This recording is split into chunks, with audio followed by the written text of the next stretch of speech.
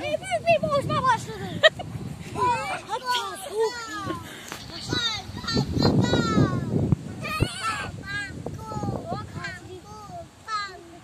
Resmini vermek istemese de tam uyumadım. Ama küreği çok çalıştı.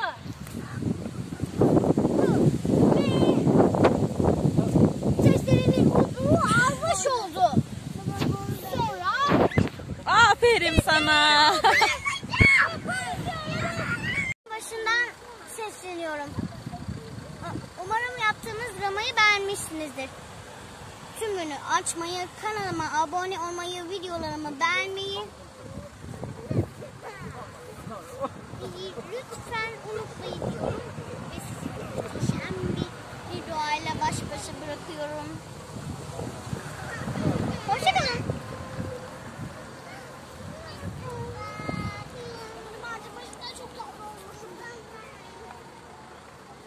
Annem biliyorsun. Bak annem ne düşünüyor?